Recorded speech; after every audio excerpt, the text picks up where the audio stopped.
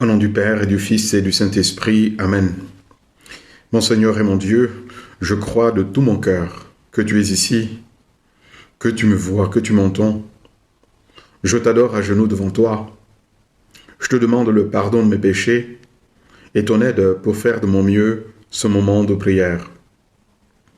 Marie, ma Mère du ciel, Saint Joseph, et toi mon ange gardien, intercédez pour moi. Dans une fable délicieuse, l'écrivain Jean de La Fontaine met face à face un chêne, géant et robuste par définition, et le roseau, minuscule et chétif. Il met en scène une conversation dans laquelle le chêne se plaint du triste sort du roseau, mais dans une bienveillance orgueilleuse. Le chêne s'en plaint en lui disant que la nature a été bien injuste de le créer si chétif et de courber au moindre petit vent. Le roseau lui rétorque dans sa petitesse: quittez ce souci. Les vents me sont moins redoutables qu'à vous. Je plie et ne romps pas. Ceci est resté proverbial. Je plie et ne romps pas. Et l'épilogue de la fable, c'est que les vents se déchaînent, effectivement. Le roseau se plie et laisse filer les vents, tandis que le chêne se brise avec violence. Voilà, ce sont là les avantages de la faiblesse, pourrait-on dire. Les avantages de la faiblesse.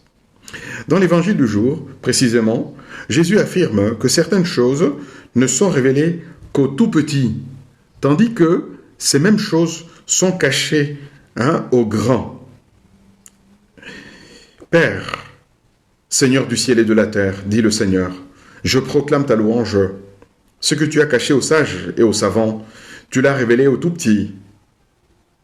Oui, Père, tu l'as voulu ainsi dans ta bienveillance. Le Seigneur nous dit que il y a avantage à être tout petit, parce qu'on peut être dans le secret de Dieu et recevoir des choses que les grands n'auront jamais. Ce sont là une des paradoxes qu'affectionne l'Évangile, dans la ligne d'une autre. Si tu veux vivre de la vie de Dieu, si tu veux vivre de la vie de Dieu, il faut mourir. Que celui qui s'abaisse sera élevé, etc. L'Évangile en a plusieurs, des paradoxes ainsi. Seigneur, voudrais-tu donc dire que nous avons avantage à nous faire comme des tout-petits devant toi, à nous rabaisser face à ta majesté? Oui, c'est exactement ce que le Seigneur veut nous inculquer aujourd'hui. Que celui qui sait s'abaisser, comme font les tout-petits, comme sont les tout-petits, Dieu saura l'élever par sa grâce, pour ainsi dire, en lui ouvrant ses trésors. Contre cette invitation de Jésus à l'abaissement, nous faisons l'expérience quotidienne, dans notre fort intérieur, du refus à la soumission. Eh bien, pour les ados, c'est le refus simplement de se soumettre aux ordres des parents. Parce qu'en général, un adolescent pense que quand il dit non, là, il s'affirme, il existe. Ou en général, mais cela nous touche, dans une certaine mesure, nous tous, en général, nous avons du mal à obtempérer à celui qui détient l'autorité, quel qu'il soit. C'est cela qu'on nomme, en langage chrétien, l'orgueil. Oui, c'est cela qu'on nomme l'orgueil, qui est comme un écho de cette lointaine voix du diable. Vous serez comme des dieux. Ô Jésus, préviens-moi par ta grâce contre l'orgueil, qui ne meurt jamais tout à fait. Oui, tant que nous sommes ici-bas, il faut batailler, combattre sans cesse cet ennemi insidieux qui se cache, se tapit, parfois se manifeste, se recache encore et réapparaît. Ainsi, Seigneur, je ne me sentirai pas humilié de suivre le conseil, par exemple, d'un ami ou d'une amie qui me donne un conseil gentil et aimable pour m'aider dans ma vie, ou les suggestions qu'on peut me faire dans l'accompagnement spirituel dont j'ai besoin pour progresser dans les choses de la vie de l'âme.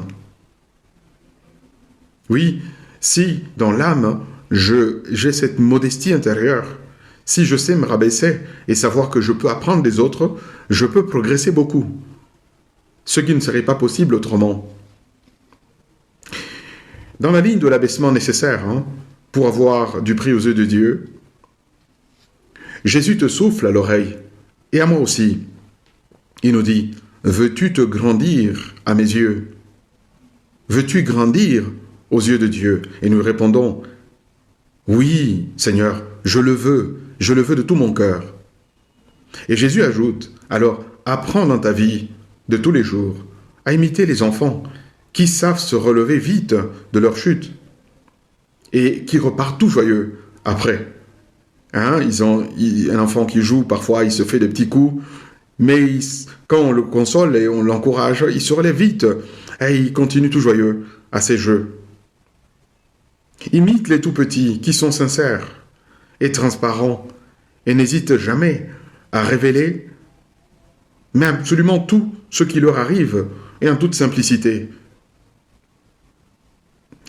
Et en un mot, le Seigneur veut que nous apprenions des enfants à croire, à espérer, à aimer, à faire confiance au Seigneur en toutes choses. Seigneur Jésus, comme nous comprenons alors bien maintenant, pourquoi tu dis que le royaume de Dieu appartient à ceux qui savent se faire comme des enfants?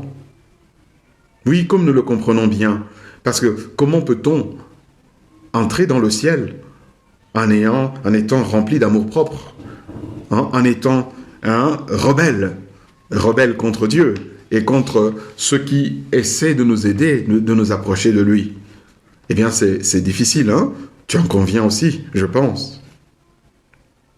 Aide-nous, Jésus, à savoir nous rabaisser. Ce qui ne nous abaisse pas nous élève, parce que Dieu, en voyant notre abaissement, Dieu nous communique ses bienfaits, nous file des trucs, nous donne une sagesse que même les études les plus poussées ne peuvent pas donner. Parce qu'il y a une certaine sagesse qui n'est donnée que par la fréquentation de Dieu, par l'habitude de côtoyer, pour ainsi dire, le Seigneur. Et lorsque nous lisons la vie des saints, je pense que tu as lu probablement aussi quelques vies des saints. Moi j'en lis et chaque fois j'en sors édifié. Tu devrais le faire aussi de temps en temps. Lorsque nous contemplons la vie de ceux qui t'ont, Jésus, le plus aimé, ici-bas, tes amis les saintes et les saints, nous constatons en eux, certes chacun a son caractère propre, oui, ils sont différents, mais nous constatons chez eux tous une âme simple, une âme d'enfant. Marie, notre mère, au ciel, ne nous montre pas un autre exemple, ne nous dit pas autre chose. Saisissons la leçon qu'elle nous fait dans le Magnificat, ce chant merveilleux du Magnificat, d'action de grâce. Elle dit, « Le Seigneur a vu l'humilité de sa servante, saint son nom. Il comble de bien les affamés et renvoie les riches les mains vides. » Je te remercie, mon Dieu, des bonnes résolutions, des beaux désirs et des lumières que tu as semés dans mon cœur pendant ce moment de prière. Je te demande de m'aider à les faire fructifier. Marie, ma mère du ciel, Saint Joseph et mon ange gardien, accompagnez-moi toujours en chemin